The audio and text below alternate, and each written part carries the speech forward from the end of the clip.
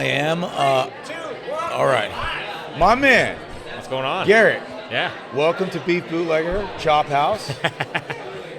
What brings you to Meatstock? Man, I came across this randomly with an Instagram ad, and like I was telling you earlier, I went back to medical school this past year. I've always had a huge passion for health, wellness, nutrition, and I'm actually not a carnivore myself or anything, but I just saw some of the speakers here and wanted to be around some like-minded people and kind of see what the buzz is about. Sweet. So what do you think? We're one day in. How did the first day treat you? I've been here like 3 hours, and it's been super exciting. I think it's really powerful when you're around other people that are promoting the same things you are and excited about the same thing. So far so good. I just walked out of here and a couple of the physicians here I was excited to see speak on diet and hear some different opinions, but yeah.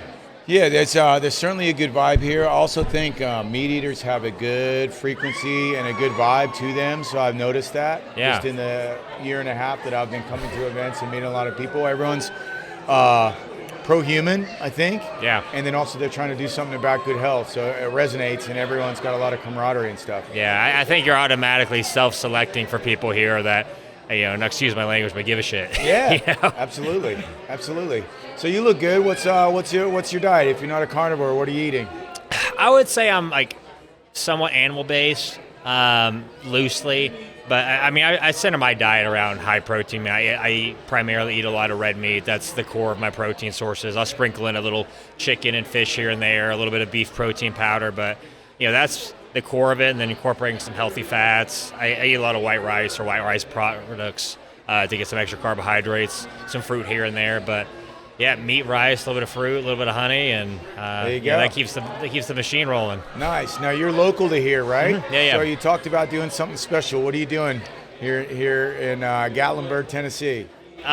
Special how so? I don't know. Weren't you running for? Oh for yeah. So I'm running for public office right now. Yeah, tell us about that. That's something special, dude. Yeah, it's so funny enough. I'm 32. That's my third attempt running for office. Funny enough.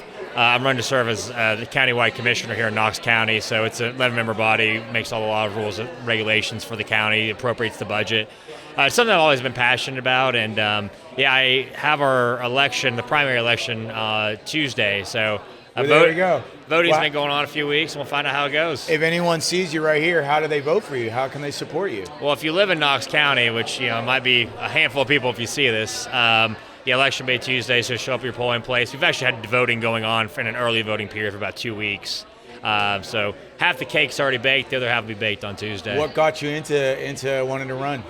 It's something I've been passionate about since I was young. I was really involved in leadership and community services at a young age. I think people look at me and think I was an athlete. I was actually pretty piss poor. I got beat up in football, man. And at a young age, I was involved and I said, hey, how is this something I continue on later in life? And I was just telling someone earlier, I think the motivation wasn't because I like politics, honestly. It was a lot about politics I don't like. For me, it was always about public service and giving back to my community and helping the place I grew up and place I continue to live be a better place. Yeah. Well, that's maybe the most direct way to do it. Sometimes politics is a little bit tough, but politics or through business, being able to make a difference. Mm-hmm. Absolutely. And, for me, I think, too, at the local level, because I think it's two different beasts, right? What you see is, like, national level versus what's at the local level or 9-day difference. The fact that we use the same term for them, I think, is inappropriate sometimes because, if you walk out of this convention center, right, that road is managed by the local government here. The school down the street is managed by the local government. Everything that, it impacts you on your day-to-day life is that. And I'm like, hey, I'd rather have a seat at the table to make sure we're making appropriate decisions and make sure people that come after me, my kids, my grandkids can have the same experience I did. That's fantastic. I spent 10 minutes here knowing this is a fantastic city. So how long were you born and raised here, or did you here? So Knoxville is about an hour away, but my family actually used to own property about 20 minutes from here. So I've been coming to Gatlinburg, Pigeon Forge since I was a little kid. I used to buy bootleg airsoft guns here. Oh man, look out! There we go. We're loving that. So this place has always been kind of special to me. What's it's very developed right now. Maybe a little bit corporate, but I can tell it's a destination spot, very family friendly and all of that. How have things changed since you were a kid?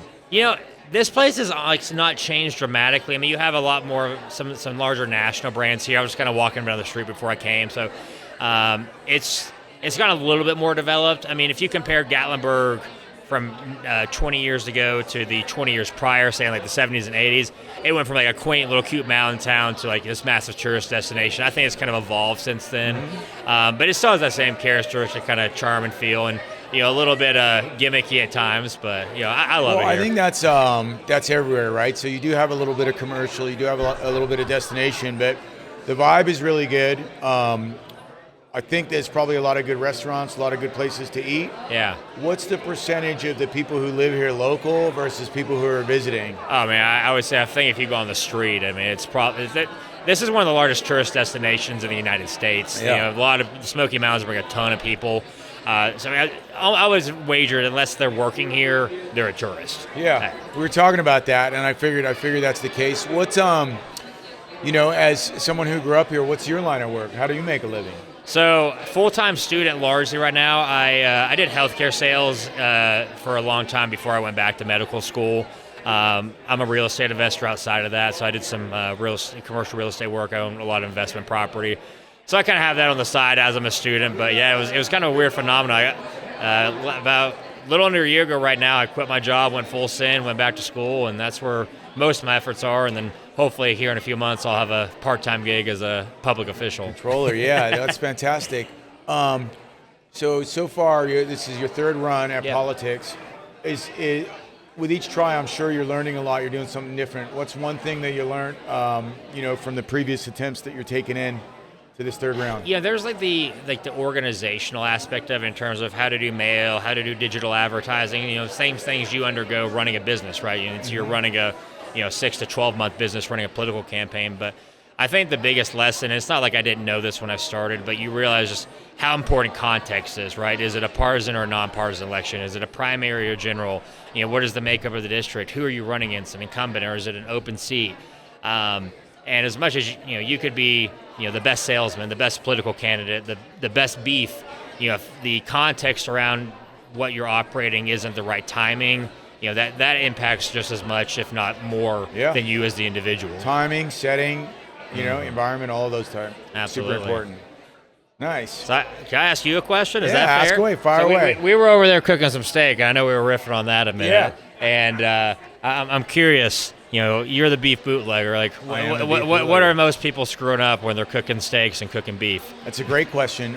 Maybe not having the pan hot enough. Yeah. So a lot of people are maybe scared to cook the steak, and really the key to cooking a great steak is putting the right sear on it. Mm-hmm. You want to put what we call a crust on it. So you want that pan or maybe a flat top grill piping hot. You want as hot as possible. And when you put that crust on it, you can actually scrape it and hear that scrape with a knife. Yeah. People think that they're doing something wrong, but you want to do that. And as soon as you put the proper crust on it, you would also not season it before, because you want the contact with the pan to be perfect and as flat as possible. You can flip it and then season the top of it, but you don't want the season to break the contact with the pan. So you're not salting before you cook? I'm not salting. You can salt brine, and you could do that. You Okay. also don't want to salt right before you cook it, because you're bringing the moisture up.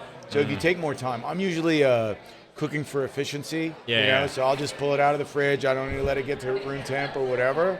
But when you have that proper crust, it almost doesn't matter if it's medium rare or rare or whatever in the middle. It's going to taste great. Okay. Now, if you have really thick steaks, you might want to finish them in the oven, do something a little bit different. You still put on that proper crust.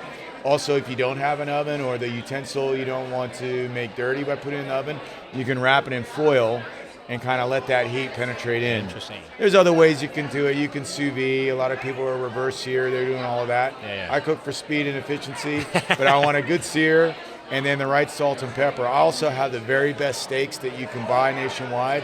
The taste is amazing, so you don't need to do a bunch of stuff to it. You want to taste the beef, and that's really the highlight. Yeah, and unsolicited, I met this guy about 2 hours ago, but yeah, I can say I've eaten a lot of beef in my day, and that's some of the best beef I've ever eaten, so you were spot on. There we go. What oil do you recommend people cook in? Actually, do not use any oil. I would recommend not doing any oil. You can use beef tallow. Also, if you can use the same tallow as the steak, which sometimes you have the luxury to do, but it's a high smoke point. You may or may not set off a fire alarm inside of the convention center, but you can do that. It helps with the crisp on it, and it also keeps that beef flavor. Once you start using other oils and stuff, you're kind of diluting the steak. What would you say, in your opinion, most overrated cut is, most underrated cut of beef? Well, I would be ribeye or die for maybe my first year in business. My fillets are really good, and I don't particularly like them because they're leaner. However, if you do it right, and I eat so many when I'm sampling, and I get high on my own supply, I put a different flavored seasoning. I jazz it up a little bit, but by far the best fillet I've ever had. And if I'm having people over, I certainly mix it up for that. Mm-hmm. And 2 days ago, Garrett, I had a New York strip, which I also don't particularly think that I like. However, choice has gone up in price and prime has stayed the same. So my prime and my choice difference in price is very close right now. So I'm buying everything prime and just giving it away for the same price as the choice. Yeah. I cooked a prime New York strip, and it's probably the best steak I ever had. Yes, I'm the same way as you. I'm a ribeye guy inherently, and it's hard to pull me off that. But if you get that right strip, I think it's pretty darn close. Well, that's it. So I'm a little bit gun shy right now to cook today, but when you come by tomorrow, we're going to be cooking some prime strips. All right. And then we might be able to catch you and see what you think of that one. I'll have to come back around too, man. There we go. Oh, man. All right. So, Garrett, you had talked about cooking in a carbon fiber pan. Tell us about that. So I know you're the beef bootlegger and the beef expert. I've tried to cook a lot of steaks, but this is one thing I'm surprised I don't see more people talking about. So, like you were saying, you want a searing hot pan, and most people are usually cooking steak in stainless steel or sometimes cast iron. So carbon steel has been around for a while. Essentially, it's like cast iron and stainless steel made a baby. So you get a lot of that same like searing capability of the stainless steel. It cleans easier. But the thing I like about it, it seasons like a cast iron pan does. So you kind of get the best of both worlds. You have a very clean, flat surface. It's seasoned, can retain a lot of heat. Once you have it rocking and rolling, you barely need to clean it after. Do you have a particular brand you recommend? It's Debouille. I might be butchering that. I think it's a French brand. It's Debouyer, Debouille or Debouillère. The other $80-$90 for one of these pans. You just find it on Amazon, or you go direct to the site? Yeah, I've gotten on both. But I'm telling you, unsolicited advice to you. I try picking one of those things up. Oh, we're going to get one of those. I don't think it's going to be more than a week before I'm trying one of those out. Oh, they're killer. And it's nice because, I keep mine on my stove most of the time, just ready to go. So if someone breaks in, I just grab that thing. I've got my attack weapon ready to go. And the thing weighs like 14 pounds. How big a diameter are you using? I'm trying to think. The one I mainly use is an 11.5 or a 12.5 inch, and I probably cook 90% of my food on that pan. Yeah, well, if it isn't broke, why do something different? Yeah. But seriously, I think most underrated cooking. How long have they been around? They've been around for a while. You said. I'm not sure how long carbon steel has been being manufactured, but I just came across it when I was telling you earlier. I was doing a lot of steak research years ago, and I just stumbled upon someone saying, "Oh, you got everything on carbon steel," and I'm like, "What the hell is carbon steel?" When you're cooking on the carbon steel, what are you using? What are you using to warm up? Oil-wise, or yeah. So I do use oil when I cook my steaks. Usually, just a thin layer, just to make sure that when it makes contact, you have some fat on there. But I'll typically use either beef tallow like you do, or the other thing, and this is kind of another hidden secret. I use something called cultured oil. Cultured oil. Yeah. Have you ever heard of this? We've heard of algae oil. So similar, yeah. So cultured oil is a oil made as a byproduct of bacterial fermentation. So it actually has a lot of environmental benefits in terms of like water consumption to produce it.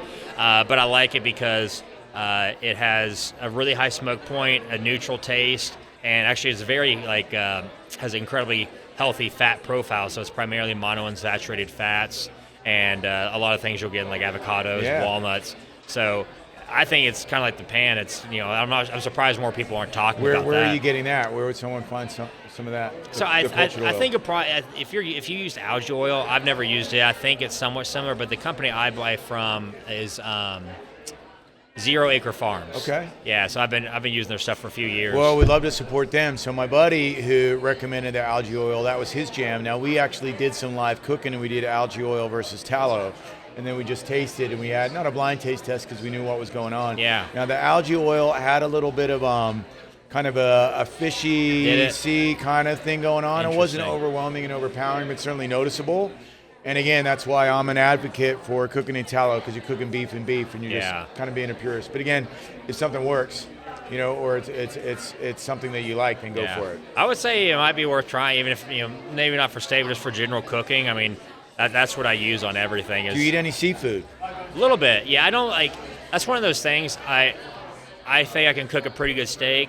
I'm not as good at cooking seafood and stuff. So I have a recommendation. Maybe a hack. So take that beef tallow, cook your seafood in it. I got a 10-year-old who loves salmon. Okay. And I'm cooking everything in beef tallow now. I'm the beef bootlegger, so it's around, right? So I used to have different oils or whatever, but I just don't use them anymore. Yeah. And I cooked his salmon in beef tallow, and it was the best salmon I ever had by a long shot. Now we got some fancy salts as well. Yeah. We're doing that, or even chicken. Are you pan-searing that salmon? Yeah, exactly. Interesting. That's it. So a little hack to that. So hit both sides as well. One side may or may not have skin, okay? But there's kind of a presentation side and an underside of the salmon. So get that right. So you're doing the presentation second. But do it, and then the other thing, you can turn the heat off after you get that crust on both sides, and maybe just cover it with the lid. And it's going to steam a little bit through it, but you're still going to have that crust. Interesting. Yeah. Interesting. And we do a little bit of salmon too. So if you ever grab a box, maybe we'll throw in a salmon so you can try it. Awesome, man. Well, man, Garrett. Well, that was great. So any closing remarks? What a great combo. Thank you. Yeah, no, this was fun, Stu. It's cool to meet you, man. It's always good to meet entrepreneurs. Two people trying to innovate, and three. You gave me some of the best meat I've ever eaten. All right. Take that for what it is. Not there meat, it is. Well, a lot of people in here have tasted the beef, tasted the meat, but it's my pleasure to meet great people, and you're one of them. Absolutely, man. It's a pleasure, buddy. Thank you. Yeah. Boom. All right, that was great. I don't know if any of that was useful, man. What were you? The shit, right? So it's held up. Stu, what is your mobile setup? Explain it to for the video so I get a clip of that. Okay, so what's my mobile setup? So my mobile setup, I have a Jackery power generator I bought in COVID. I spent probably 5 times more than it would cost now at the absolute height, getting ready for, the end of the world kind of thing. But it plugs into maybe an $80 electric hot plate. So it's just a thing that warms up the pan. And the Hexclad, it has to have some type of conducting on it. A cast iron won't work on it, for example. Okay. So a lot of the stoves that are on yachts and stuff, I've cooked in a few yachts now that I'm in Florida, they actually have to have the right type of pan. It's made of the right type of metal to give it the right type of conduction or something. As soon as it falls off, it thinks it's dangerous and it shuts off. So we're using a Hexclad that works, and then it heats up very quickly. I can get that thing to 450 maybe in 20 seconds. Oh, wow. So I'll give it 20 or 30 seconds. By the time I cut the steaks out of the plastic and everything and pat them down, they're ready to go. You're saying that pan will go from cold to 450 that fast? Yeah, less than a minute. Oh, wow. Less than a minute. That's awesome. Now, again, I have a fancy pan, so those Hexclads, according to the infomercial, who knows, right? But they're designed to conduct heat within that pattern.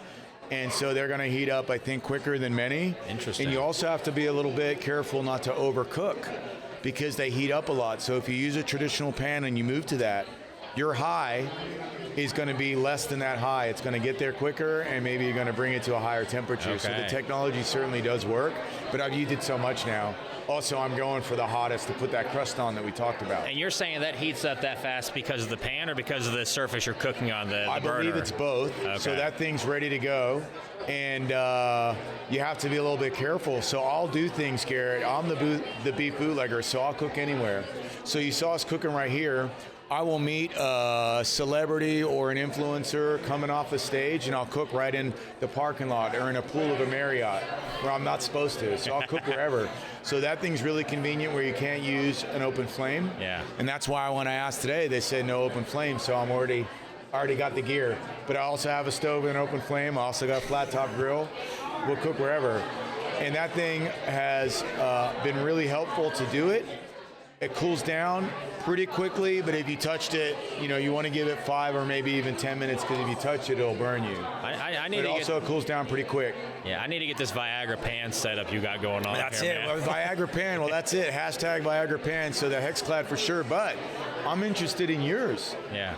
Because I think that connectivity right there with the carbon steel is probably going to work. Yeah, well, and maybe that's the next infomercial we'll do. See how quickly we can do it. I'll try yours. You try mine, man. There you go, my man. I love it. Yeah, that sounds good. Appreciate it, buddy. Sweet. I think that was very interesting.